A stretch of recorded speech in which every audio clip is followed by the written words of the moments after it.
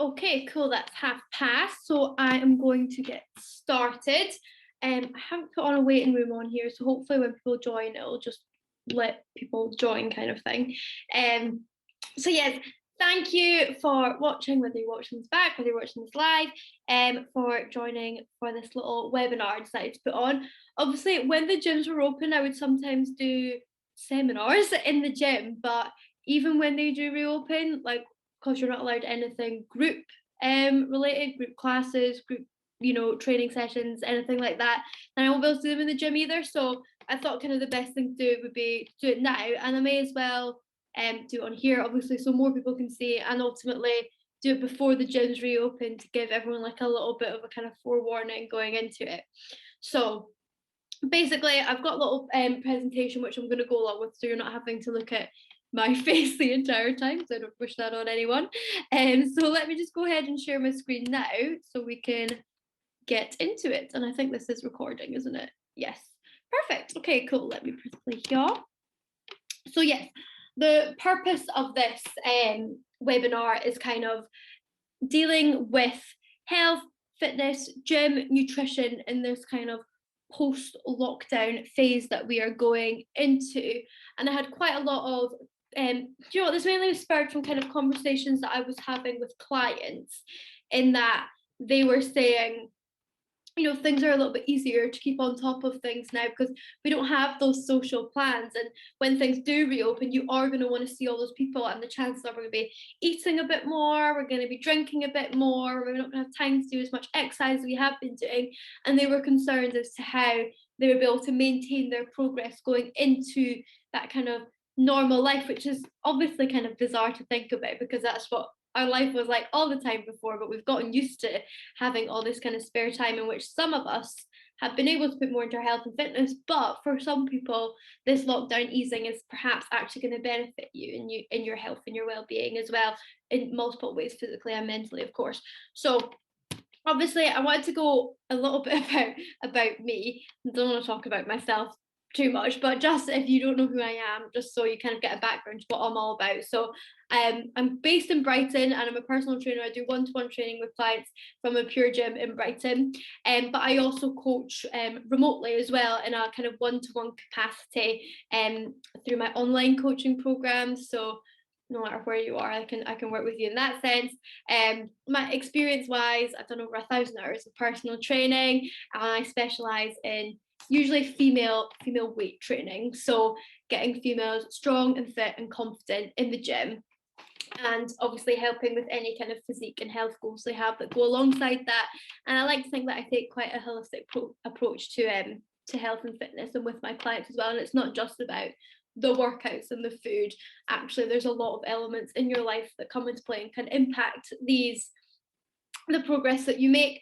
So yeah, I take a nice rounded approach, and I have a very flexible approach when it comes to nutrition and dieting with my clients as well, in that I want to give them all the tools to be able to make the choices for themselves. I don't do any kind of set meal plans as such, so that they can learn about nutrition and adapt it to their lifestyle. And that's what's really important going into this as well, in terms of the flexibility around eating out and eating with family and things like that as well. So yeah, that's about me. So what we'll be going over today, so that you have a plan of action with your health and fitness going forward. So I want you to be able to feel like you can take a balanced approach to dieting with eating out and alcohol consumption, maintaining any progress that you have made so far, if you have been, since the new year, perhaps losing weight gradually, and getting into the gym for someone who's a beginner, someone who's completely new to the gym, what to do and how to cope if you perhaps have a little bit of a lack of confidence in the gym, and getting back into the gym for those of you who are more experienced gym goers and perhaps had a membership for a while. And perhaps again also addressing that if you usually go to classes, of course that won't be on at the beginning, so what you can do instead to make the most out of your trips to the gym. And just general kind of mindset around your health and fitness during this time will be kind of interspersed throughout, because for me that's super important. I can give you all the knowledge, but actually what matters is your approach and your mindset around these things as to how successful you're going to be in it. So let's start with nutrition, taking a flexible approach to your nutritional choices and still making progress with your health and a fat loss goal. A lot of this, I'm going to kind of presume that if you're watching this, you perhaps have a goal of fat loss or changing your body composition. However, everything I do say will just be a general impact on balance and health in general. So I'm not wanting to make the assumption that you're watching this with a weight loss goal, because I know that's not everyone's goal. But a lot of the time that's what people come to me for help with. So that's the kind of approach I'm going to take with this. But understand that these kind of things that I'm saying are still going to be applicable to you if you are just generally looking to improve your health and well-being as well. So before we kind of go into the practicalities of it, I want to go over a kind of the basics of nutrition. Now, some of you watching this will have in the past, and some of you who work with me are more likely to have a bit more of a refined approach to nutrition in a dieting phase, especially by doing things like keeping a food diary, either written, photo, or perhaps on MyFitnessPal, where you track things like your energy intake and your calories a bit more closely. I'm not going to talk so much today about specifically tracking your eating and calories and all that kind of thing. I just would rather, because I feel that's a whole other talk. What I would rather do is give you general guidelines to work towards that are ultimately going to put you in a place where you can drop body fat and you can drop body weight. But to go over the basics, and actually less to do with food itself, but more the mindset around foods and why it's important to iron these out going into this phase, I feel, is this kind of idea of good food versus bad food. Now, if you know me and you've worked with me before, you've been following me on social media, or you're on my emails or something like that, you will know my stance on this, in that we kind of like to have this like dichotomous thinking around food, in that, for example, see in this photo here, we've got some pasta and we've got some garlic bread. When you're looking to lose body weight, you would probably say, oh, that's bad for me, I shouldn't be having that. You know, things like fast food or cakes or donuts or sweet, we like to call these kind of bad foods, and good foods is going to be anything that's green, isn't it? So salad, veg, wholemeal things, all that kind of thing, which we like to call good food. Now, my stance is there is literally no such thing as good food or bad food. Some foods are going to be nutritionally more dense than others. However, that doesn't inherently make them good or bad as such. There is no, this, in terms of fat loss, what this means is the foods that we tend to class as bad tend to just be foods that are perhaps highly palatable, so we're likely to overeat on those kinds of foods. That doesn't mean they're bad at all for our health or our well-being or anything like that. Perhaps nutritionally they're not the best thing in the world, but what it means for fat loss is that we need to actually manage our frequency and our portions around these foods. So no foods are off limits, but what we do need to manage is the quantity and the frequency. I know that with the women that I work with, 9 times out of 10 they're going to have better adherence to a weight loss phase when they're still eating the foods that they enjoy. They're perhaps just not eating them at the same capacity as they were before. So, for example, I have chocolate every single day because I love chocolate. Now, I eat plenty of vegetables and plenty of protein and all that kind of thing as well. But I know that if I eliminate these things from my diet, it's going to make it harder to stick to the things that are nutritionally beneficial for me. So I kind of think of it as, you know, you have the foods to fuel your body and to give you the nutrients you need, but there's also food that actually fuels your soul as well. And, you know, you really enjoy those foods and you really savor them, and it's just part of life. And these are foods that inevitably are going to be included when we go out for coffee and cake, or we go out for a meal, or we have a drink. So instantly labeling these foods as bad is only going to kind of really damage your relationship and your mindset towards food. I would much rather you viewed all food as literally just food. Some is going to just push you over on calories, some's going to be a bit more less dense but have more nutrition, all that kind of thing. No such thing as good or bad. Everything is included in your diet. But in terms of actually setting some kind of practical targets for you to set in terms of nutrition for fat loss or just general well-being, without going into kind of tracking calories and things like that, would be to include portion or multiple portions of fruit and veg, and preferably obviously vegetables in each meal, and try and make it as colourful as you can. You know, getting a mix of different colours indicates we're getting a different mix of vitamins and minerals and those kind of things as well. So keeping it really nice and varied. making sure you have a source of protein in each of your main meals as well. And without going into too much detail on the kind of nutritional elements around protein, the reason that we include protein in every diet, not just a fat loss diet, is how good it is for our cells, for our muscles, our hair, our skin. It's satiating in terms of keeping us fuller for longer. It gives us energy, and especially as we age as well, there's kind of a greater demand for protein as our muscles and our bones actually start to waste beyond the age of 30. So it's really important that you do have regular feedings of protein throughout the day, so including a source of protein each meal. And for those of you who are maybe aren't aware of what that looks like, if you're a meat eater, basically any kind of meat, chicken, turkey, beef, obviously fish as well, whitefish, shellfish, all that jazz. In terms of dairy products, milk's going to have protein in it, but so is things like yogurts, especially Greek yogurt. And then as a veggie, obviously there are sources such as beans, pulses, any kind of meat alternative as well, like corn, Linda McCartney and stuff, is going to have a decent source of protein in it as well. That's essentially what I live off of. Eggs too. And then obviously using, I don't know why I keep saying obviously, sorry, it's very presumptuous, using protein powder as well, or protein bars and things to give you a little boost in your intake if you feel like you're not getting enough from whole foods in your diet.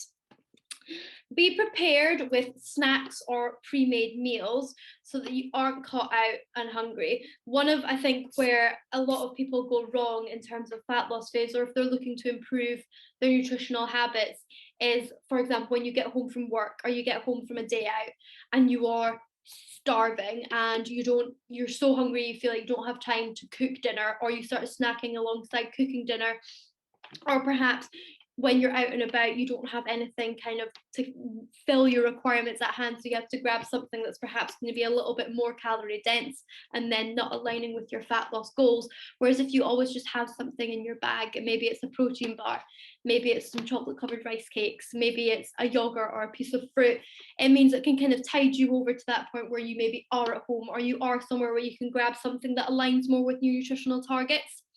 So being a bit more prepared in that element will be really useful.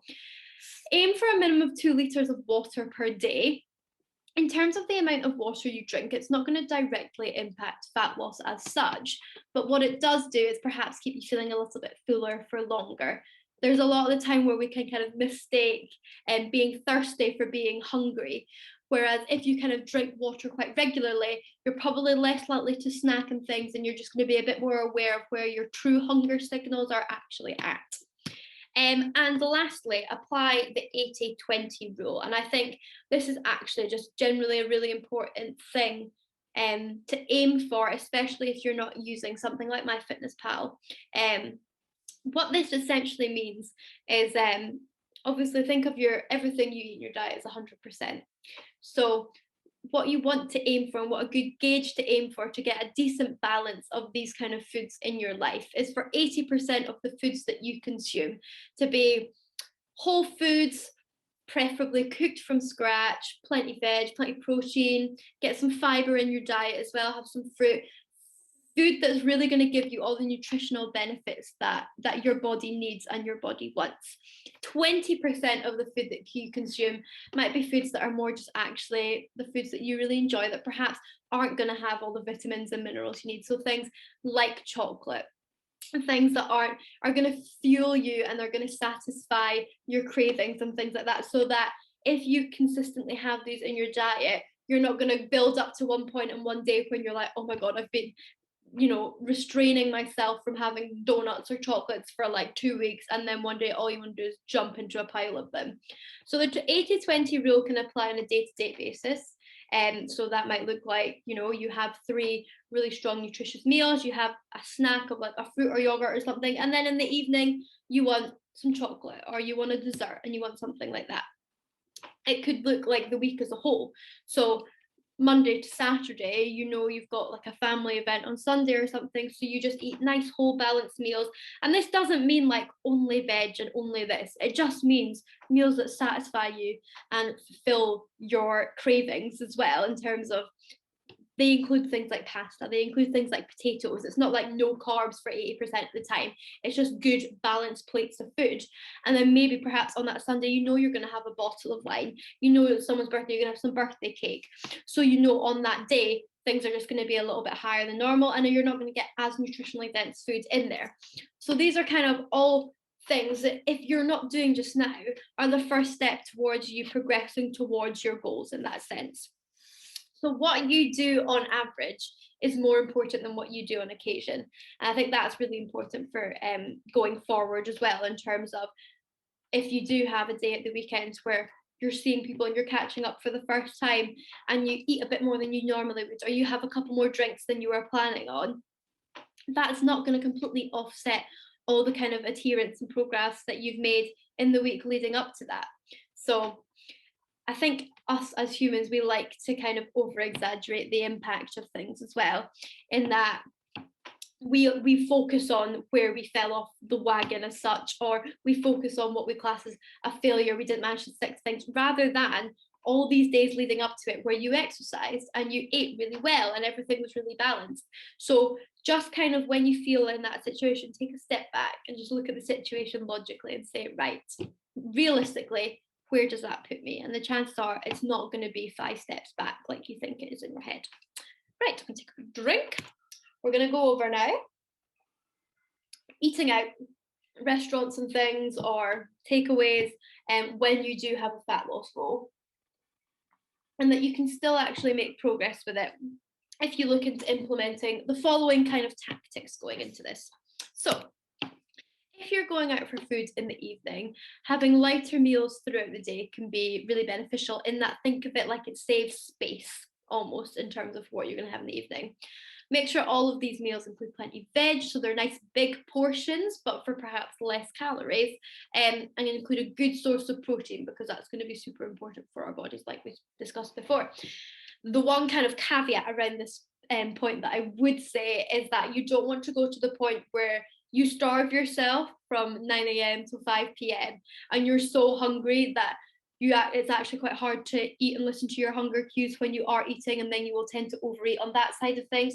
So as much as I'm saying have perhaps lighter meals, make sure you're not going into a dinner starving as well, because that's ultimately when you're looking at the menu and you'd maybe only planned on ordering a main course. If you're hungry, you're like, I need a side, I need a starter, because obviously your brain's telling you that you're starving.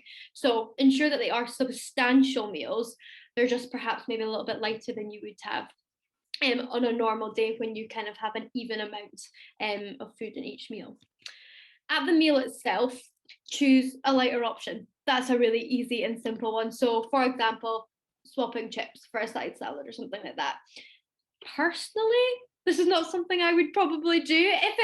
If I had a week where, I was eating out, fairly regularly, then perhaps it's something I would change my choice. However, if it was once a week, the chances are I would just go and have what I wanted to have, and on that day I would take that kind of approach in the top one. If you're having a starter or dessert, consider sharing as well. I was going to say we all get to that point where we have desserts and we can't manage it, but that's just such a lie. I love desserts and I will always have dessert. But if you do have these kind of goals, then that's something that you can consider. Ensure you are well hydrated throughout the day. So again, for those reasons that we spoke of before, it can help you ensure you feel a little bit fuller and you're able to actually listen to your hunger cues and not just feeling thirsty.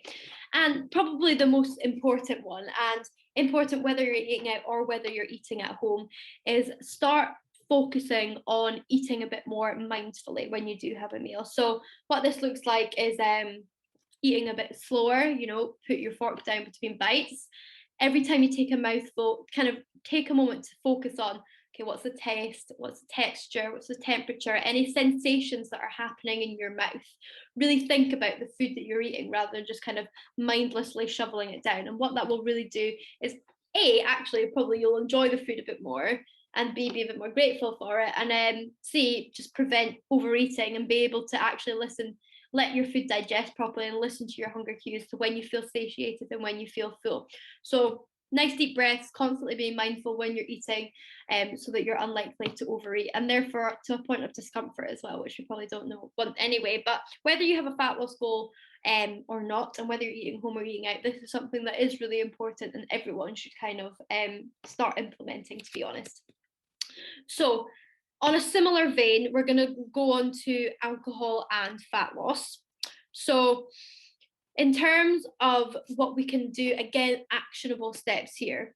Now, Jack, I kind of asked him, my partner, before I came on the call, I said, is there anything, because he's dieting right now, anything that you would want to know or you're kind of considering going into this phase when he's absolutely going to be at the pub more often? And he said one thing that he would flag up is that I don't think he reckons he doesn't realize that people can track their alcohol if they are using something like MyFitnessPal. I think it's very easy to kind of say, oh, I'm going to have 2,000 calories today, and then you don't realize, you don't track any alcohol in that as well. It does contain calories, so if you are using an app like that, then that can be something that's really useful. But again, not focusing so much on that side of things today, and just giving you kind of actionable points to use going forward. So opt for lower calorie drinks such as gin and slimline, vodka, soda, prosecco, any kind of lighter beers, and that is going to be your kind of best go-to for actual calorie consumption when you are drinking. However, I often find that it's not always so much the calories and alcohol that push you out of a deficit. But saying that, things like cocktails and things like ciders can be quite dense in terms of the amount of calories that they do contain, and therefore are likely to kind of push you over on your energy need for that day, which is what causes weight gain, and being under that is what causes weight loss.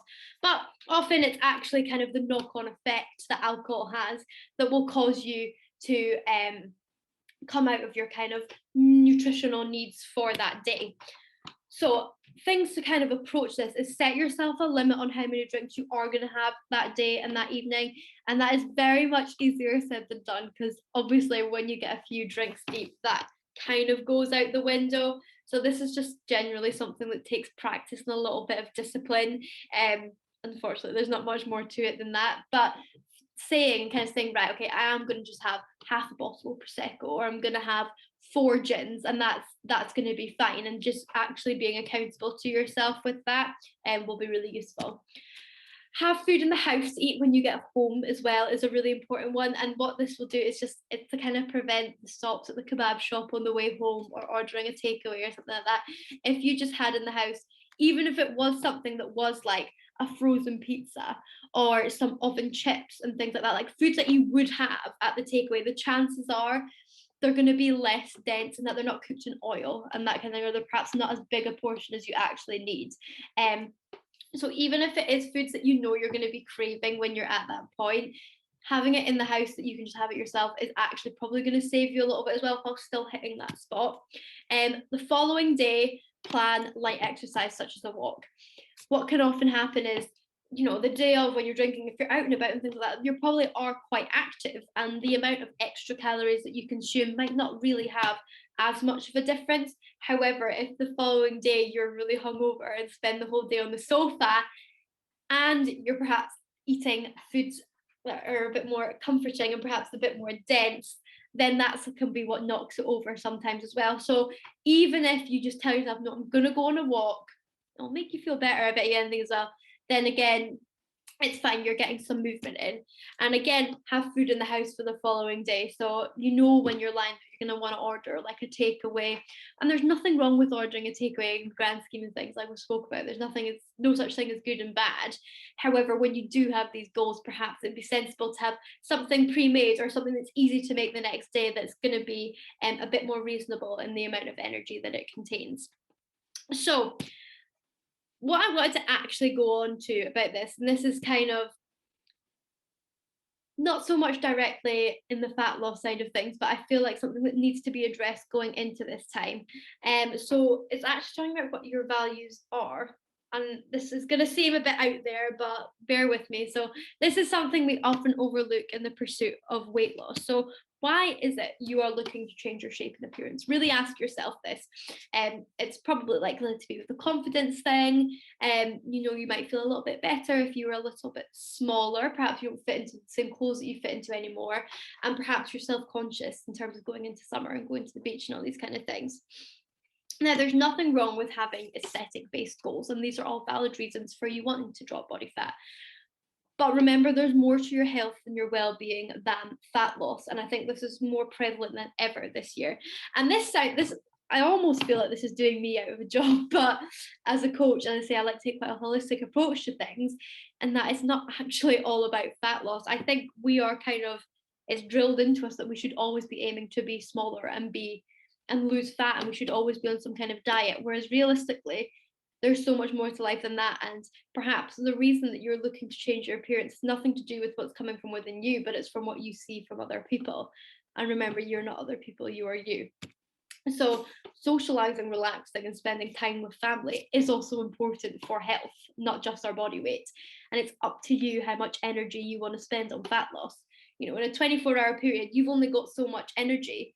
If what's important to you in life is your friends and your family, and you want to put 80% of your energy into that, and then maybe you've got work as well, and you want to put 20% in, where's the space for fat loss? It's got to come from somewhere. Yes, we can have this balance and this flexibility, but remember, if you have a weight loss goal, you include the kind of flexibility within that goal to not be going at such a fast pace with your fat loss, and to allow for these weekends where you're going to be not sticking to things 100% in terms of your diet and things like that as well, that's completely okay, and that's all right. And I think it just kind of takes that element of frustration out of it when you do understand and accept that. So it's entirely possible to make progress with weight loss, but perhaps giving yourself a longer time scale and more flexibility will be beneficial and more sustainable in the long run. By sustainable, I mean there's no point in you restricting yourself on this kind of 12-week period where you're like, I'm going to really lean down, I'm going to be really on it for 12 weeks, and so at the end of that 12 weeks I can go out and I can do blah blah blah, and the chances are it's going to get reversed and it's going to just go the other way. So you kind of doing things regularly over a longer period of time, and perhaps the weight loss will be slower, but you are enjoying life and you are socializing and you're managing to focus on your career and any other values that you do have, it's probably going to be a more beneficial option for you in the long run. So I've put here any question nutrition, but I've got the questions written down for the end of the webinar, so I'm going to go over them then. So gym, exercise, training, this is what we're going to go on to next. So again, if you've worked with me before, or you know me, or you follow me on anything, you will know exactly what I preach in terms of strength training and weightlifting for women specifically, because I still feel like it's something that's not talked about enough, or females are still a bit nervous about. So why weightlift? For health, fat loss, weight loss, muscle building, toning, whatever your goal is from those, you should be doing this. I say should be, I'm not telling you should be doing anything, but this is my case that I'm going to present to you here. So to build and maintain muscle, I'm going to go over the benefits here. To shape and to tone our bodies. Strength, obviously, which is a huge one, not just for feeling pretty badass because you're strong, but literally for day-to-day life. It's things like I talk to my clients about, or my younger clients who are females, about, when you have a child, what about things like carrying the child, putting the child into the car, all these kind of things that is going to be important in your day-to-day life. And that's kind of singling out people who are one day going to be parents, but just for anyone in any element of your life, having some kind of muscle mass there, and therefore some kind of strength there, is never going to be a bad thing practically. For our bone density as well, and I kind of touched on this earlier, in that, when we reach our 30s, it's like the peak of our bone density. From there they decline. So the stronger and more benefit we can have around bones at this point in my life, I'm mid-20s, and obviously beyond your 30s, it's even more important. And that, for that reason, going into later life, almost sometimes I like to say as weightlifting is it's like an investment into your future. It's like a retirement fund. That's what I was going for there. So the more kind of you put into your exercise and your body and your health now, the more the chances are the better quality of life you're going to have in your older years. You're going to have a stronger body, you're going to be able to do more things, which ultimately is amazing, because that's the only thing we're going to have more time. Well, we've got quite a lot of time just now, to be fair, but when you've got more time to do things and be active there, you want to have a body that will actually manage that for you. Improve posture, again, links into that. Endurance as well, from a functional point in day-to-day life. Obviously, if you're a runner or you do any other kind of exercise, endurance is important in those things, but again, literally just in day-to-day. Improve metabolism, in that the more muscle mass you have, the harder your body has to work just sitting down in a chair. So it's not I'm not talking hundreds and hundreds of calories difference here, but if someone who had, really just pulling numbers off the top of my head, someone who had 20 kilograms of muscle, lean muscle on their body, was sitting next to someone all day watching TV who only had 10 kilograms of muscle on their body, the person with 20 would be able to eat a lot more and burn a lot more, because their body just requires more fuel just doing nothing, just at rest. So in that case, obviously, if you can eat more, then perfect. Helps prevent chronic diseases, improves overall health as well. And obviously, there's the improved mental health side of things. And I know from, obviously, there's studies around this as well, but I know anecdotally how amazing the women I work with feel when they start feeling stronger and they start feeling more capable and more confident in the gym, and the effects it can have on your mood as well. Having really positive targets that actually aren't just, I want to lose 10 kilograms, it's, I want to be able to deadlift this much, or I want to be able to squat and not get really, really tired after one set. Like, having those physical goals can be so important and so beneficial for your relationship with your body image, and exercise and all that kind of thing as well. So this is why I will go on and on about it till the cows come home. But weightlifting for gym newbies. Now, obviously, after the lockdown, we've been locked inside for so long. I know there's been a number of girls who've come up to me and said that they want to get into weight training when the gyms do reopen. And first of all, I've got a completely free ebook, and you can get it through if you go on my Instagram after this, which is at Coach by Joe. Is it? Or is that at? No, it's at Josephine Christie _ sorry. And if you go on the link in my bio, you can download a free ebook, and in that it gives you a little bit over what I've been going over here today, but it also gives you a plan, like a workout plan for when the gyms do open, and how to do it, essentially. So for you going forward, something for you to take away, that's going to be the best thing for you. But all you really need to do is grab a couple dumbbells, a bench and a mat, and then just a quiet spot in the gym and get to grips with the basics. Do some squats, dumbbell, do some bicep curls, maybe some shoulder presses, some glute bridges and things like that. These are things that are all easy enough movements that you can do just peacefully by yourself, get to grips with the basics, and then you can build your confidence from there. In terms of going into the gym, I so totally understand that it's an intimidating environment. As someone who's a PT, I've done bodybuilding shows and things. If I go into a new gym, I still feel a bit wary and a bit anxious. So trust me when I say, I totally understand where you're coming from.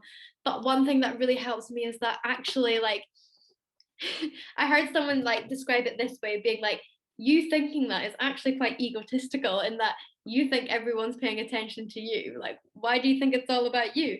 And obviously that's not what we are really thinking, I suppose, but looking at it from that perspective makes me think oh yeah, who the hell do I think I am? Everyone in the gym just is so focused on themselves and what they're doing. So having that understanding can really help when you are feeling a little bit nervous going to the gym and you kind of feel like all eyes are on you. Trust me, they're not. Once you build up confidence with your abilities and these kind of easy movements, where you can just do them by yourself, you can start branching out into using machines, which I would argue are easier than free weights in terms of use. So the machines can look really intimidating, but they all have little program cards on them. And in terms of your form on a machine, it's a lot harder to do that wrong than it is to do things with free weights. They're set up in a certain way. As long as you've got the seat at the right height, which it'll tell you where it needs to be in relation to your body. So it'll say put this at hip height or put this at knee height. Once you're sat in it and you do the movement, you can't go far wrong with your form on it. So if you're nervous about doing things wrong, understand that they're actually going to be probably easier than doing things with free weights as well.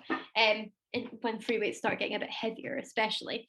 So yes, this is something I kind of wanted to bring up here, in that if you are nervous about going to the gym, and perhaps you go in with the intention of staying for longer, using machines, but you feel a little bit more nervous and you just do your own kind of thing, understand that's not a failure. If you improve by 1% each day, so perhaps you go into the gym, you stay for a little bit longer each day, or you try one thing out each time, in a year's time you'll improve what you already have by 37%. Obviously, if you do 1% better every single day, it doesn't have to be all in all the time. And obviously this goes to the nutrition side of things as well. So each day, just push yourself a little bit more. It's 1%. That might just be staying for an extra 2 minutes to do one more set, or it might be just, staying an extra couple minutes on the treadmill if you're doing some cardio. It doesn't need to be really structured, balls to the walls all the time. Just go how you feel and just focus on that 1%. For all you more experienced gym goers heading back to the gym, the first thing I would say is just be sensible. So don't go completely balls to the wall in your first session back. The chances are you will have maintained strength, but don't do your kind of pre-gym weights on machines. The chances are your body will just be out of practice. So like what you lifted before might feel a lot heavier, but it's not so much because you've lost strength or you've grown weaker. It's just your body's not used to doing that movement mentally and physically. So give about 60 to 70% effort in your first couple sessions back. So not 100% completely going to failure, completely killing yourself. What 60%, 70% would look like is, finishing a set of 10 squats, but knowing you could have probably done 4 more or so, 3 or 4 more. Listen to what your body says and when it recovers. So if your legs are super trashed 3 days after, perhaps don't go. Or if you're doing a leg session, do a really quiet one. Similarly, if you do a leg session and you feel pretty fresh, then maybe you can push a little bit harder on the next session, because actually you've managed to maintain things pretty well during the lockdown and they can kind of cope with that load. So you can push it a little bit more. Just listen to what your recovery says. If you're someone who usually takes part in classes, you've got a while to wait before those start again, but that doesn't mean you can't make progress. So if you want to structure a training plan, of course, there's that guide to lifting that you might find useful, and it'll give you a bit of structure for when you go back to the gym. But I want you to think of this as like a positive thing. It's kind of pushing you out your comfort zone and things. I know people usually do classes because they're a little bit nervous to do it by themselves, or perhaps they feel like they're not motivated enough to do it by themselves. But this is going to be a really good opportunity for you to realize what you can manage by yourself. And in gyms, obviously, classes are quite limited in terms of the strength side of things. They tend to be a bit more cardio based. And at the end of the day, anyone can do cardio on themselves, but you're going to have to push yourself, either get a PT or follow a program like this to get into weight training. And you may realize that you really love it and you really see the benefits of it with your progress mentally and physically. So don't use the kind of lack of group coaching as an excuse not to go back to the gym. The scope for what you can do is enormous. It's down to you to kind of take that on yourself to do it, and I would strongly advise it. And of course, if you're in a gym, there's going to be trainers and people who work there about. Never be afraid to ask them for help with form or advice, because that's what they're there for. They're not going to try and, well, I hope they're not going to try and sell you anything on the spot. So don't be worried. Like, even someone who's a personal trainer was a newbie at the gym at one point. I think people forget that. Like, we know exactly how you feel and where you're coming from. Just because this is now what we do doesn't make us any different to you.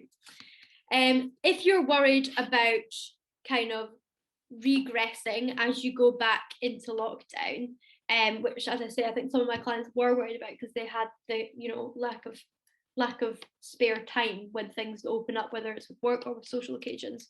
There kind of seems to be in 2 teams in lockdown. I had this conversation with someone the other day. If you really struggle during the lockdown to get stuck into a fitness routine or introduce any new nutritional habits, that's okay. Don't dwell on it. Don't think, oh my God, I saw so many people in lockdown get really fit, they lost so much weight, I feel like I've wasted this. It's not true at all. Oh my God, it was a global pandemic. Give yourself a break, basically. The time has passed. All that matters is what you do from this moment out. So perhaps you're seeing the kind of lifting lockdown as a starting point for your fitness journey. Fantastic. I'm so excited for you. Go for it. Don't dwell on what could have been, because that is such a waste of time. Move forward from here. However, during this time, I know that there are some people who have, put a little bit more effort into their health and their well-being, and they're hesitant to going back. everything you have been doing, you'll continue to do it to the best of your abilities. I think, like I usually say to people, everyone thinks that fat loss is this like sexy thing, and you've got all these different methods that you can try, when it's actually just doing the same shit day in and day out. What gets you the results is not, as we say, that kind of one-off thing that you do when you ran a marathon or you did a really tough workout. Actually, what gets you result is just doing the same shit day in and day out. So making sure you hit a step target every day, doing however many workouts you set yourself each week, keeping up your nutritional habits and goals week in, week out. If that's going to be a challenge to do going back into normal life, it's fine. You just need to make tweaks. Perhaps you need to be more planned with things. And perhaps it's going to be easier in that, your workouts are going to be tougher. So if you return to the gym, the chances are your energy balance will even out. If you're eating out a little bit more, your workout's going to be so much harder because you're going to have so much equipment available to you. So it could be that your body actually needs a bit more food to fuel those sessions. So don't panic about it. There will be a kind of transition period, but I guarantee you're not going to completely undo all the work that you have done thus far. So questions, I've got some written down here in my notepad to go over here. I'm going to have a quick sip of water because apparently talking all the time is quite dry in the throat.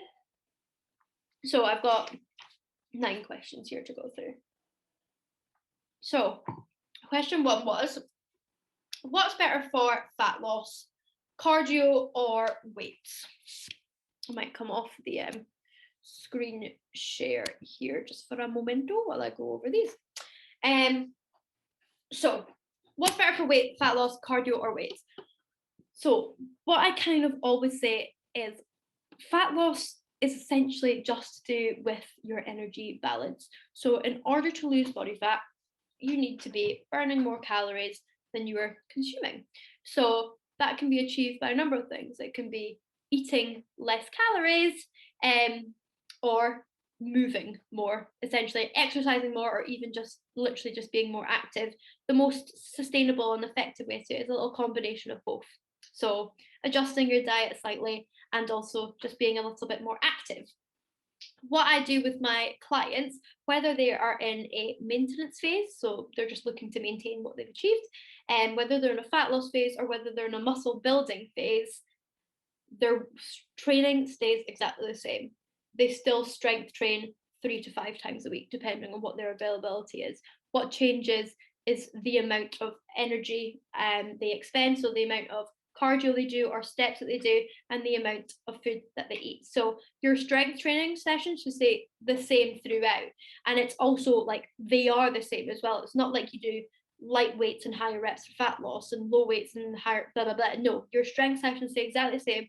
The other variables are what changes depending on what your goals are.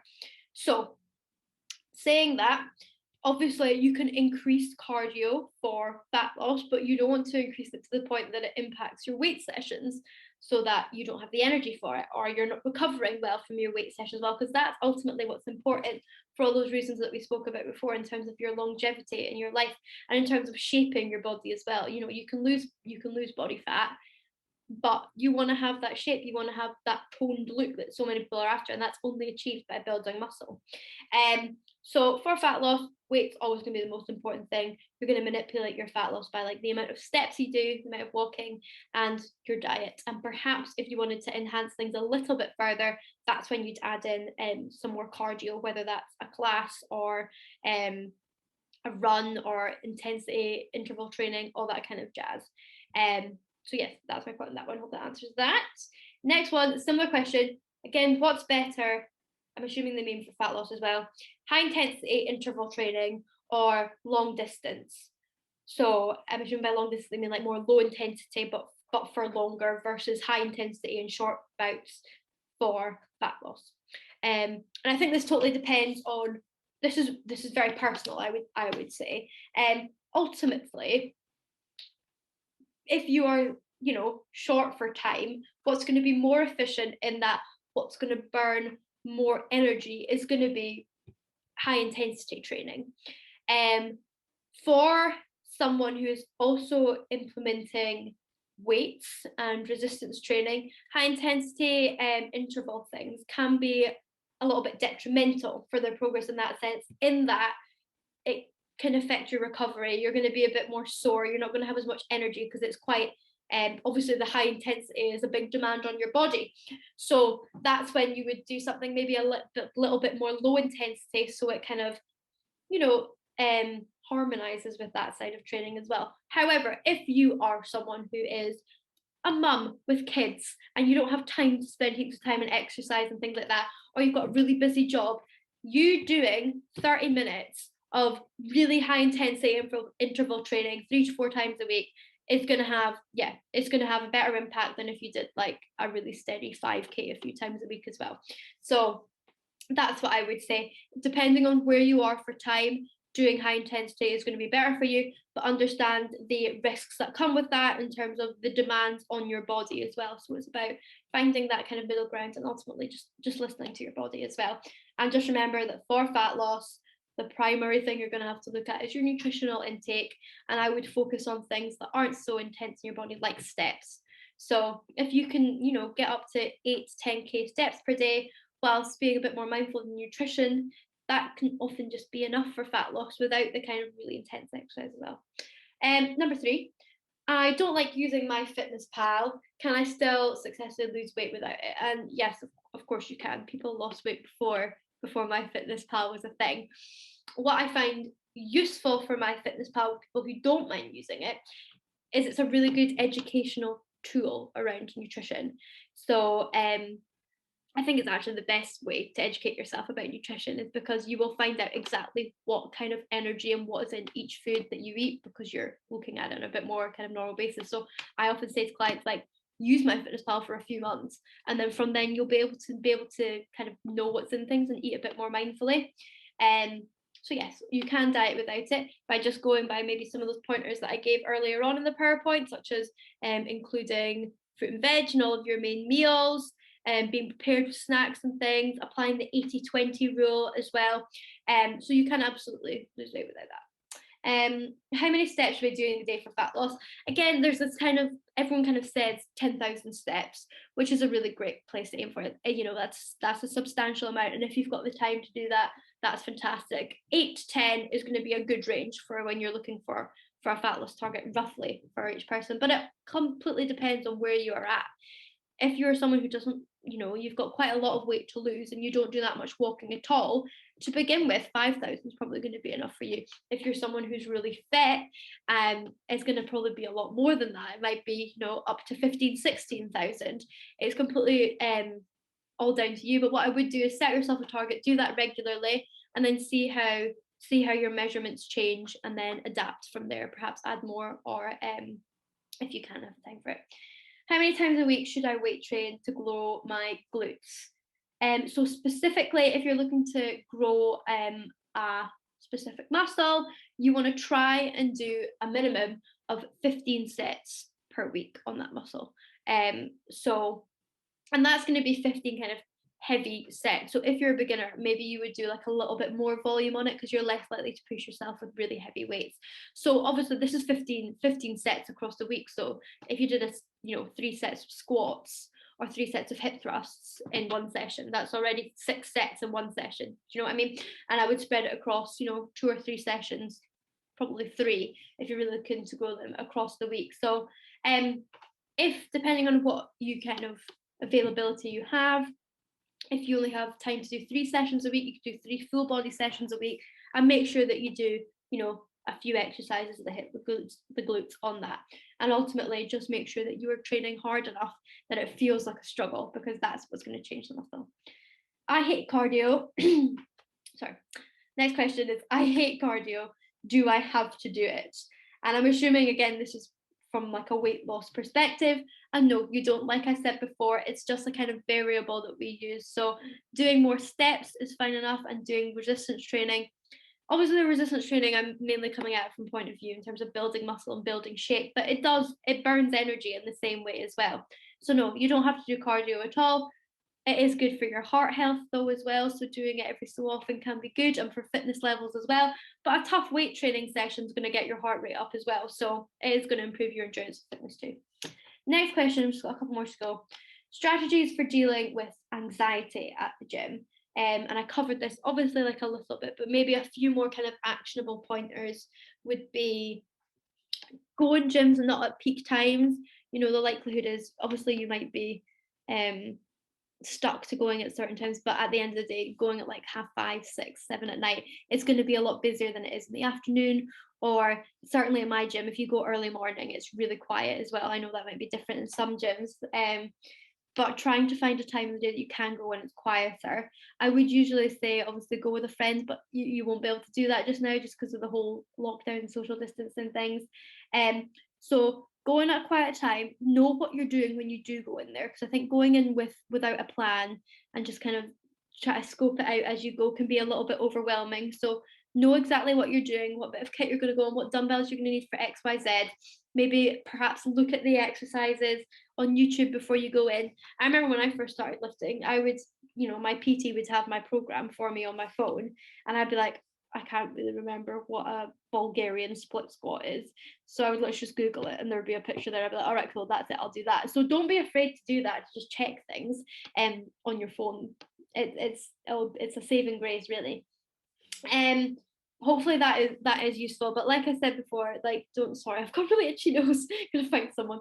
And like I said before, no one is actually really interested in what you're doing at the gym. So try not to think about other people as well. Just get your headphones in and do your thing. And just remember you're doing that for you.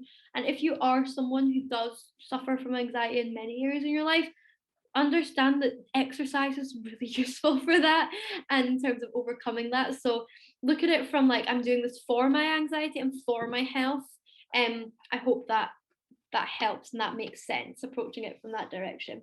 I had someone asking me about the kind of pressures of social media during lockdown, and that actually it kind of made them less likely to want to advance in kind of health and fitness things because they felt like really pressured and that everyone was kind of seemed to be doing so well and they were really struggling.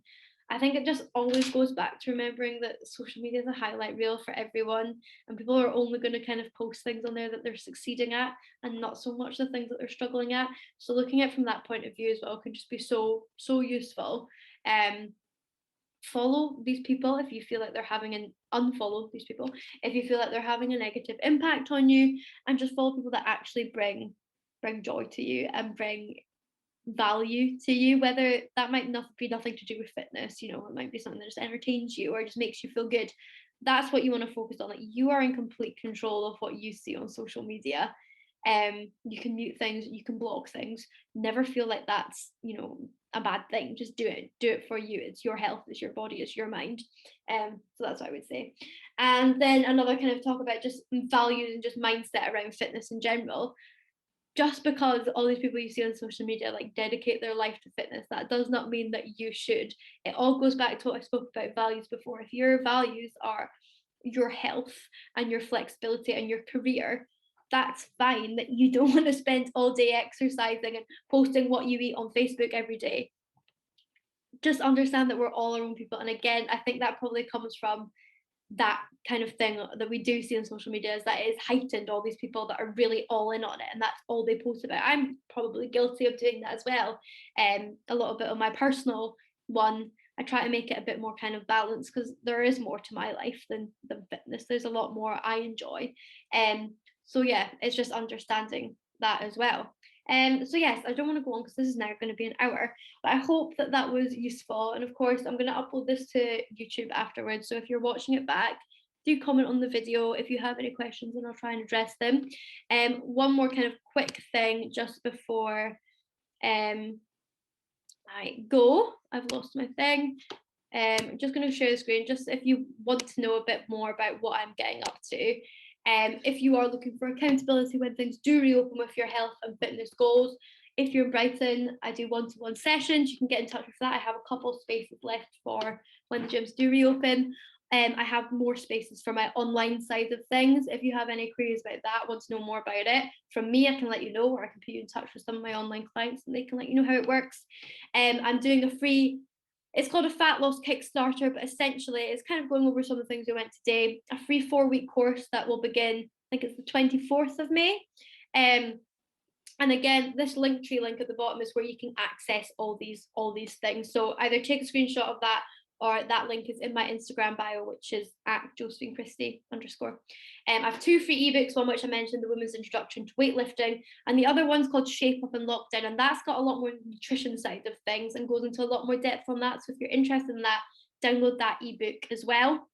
And then follow me on Facebook and Instagram, and I post daily on there and go on my stories all the time talking about the kind of things that we spoke about today to help you implement things in your health and fitness journey. But yes, any questions, DM me and let me know. Thank you for watching this, and I hope you will enjoy the lockdown lifting restrictions at the end of the day. We haven't seen family and friends, some of us, for so long.